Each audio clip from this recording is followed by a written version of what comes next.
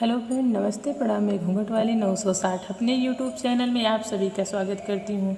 अब ही राम ब्रिज बाला धनुष कैसे टूटे, धनुष कैसे टूटे हमारा। अब ही राम ब्रिज बाला धनुष कैसे टूटे, धनुष कैसे टूटे हमारा।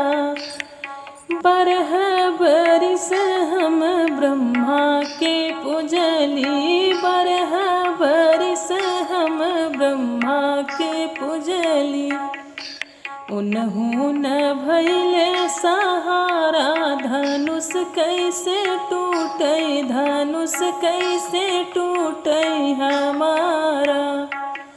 अब ही राम ब्रिज बाला धनुष कैसे टूटे हमारा। बरह बरिस हम विष्णु के पुजली, बरह बरिस हम विष्णु के पुजली। उन्हु न भइले सहारा, धनुष कैसे टूटे, धनुष कैसे टूटे हमारा। अब ही राम ब्रिज बाला धनुष कैसे टूटे हमारा।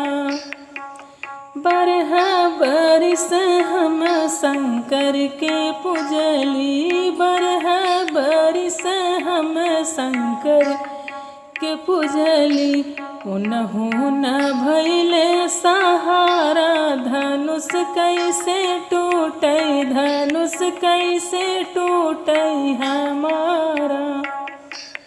अब हिन राम ब्रिज बाला धनुष कैसे टूटे हमारा। बरह बरिस हम कृष्णा के पुजली, बरह बरिस हम कृष्णा के पुजली।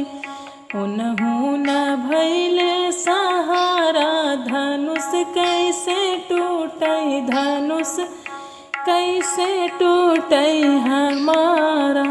अब ही राम ब्रिज बाला धनुष कैसे टूटे, धनुष कैसे टूटे हमारा।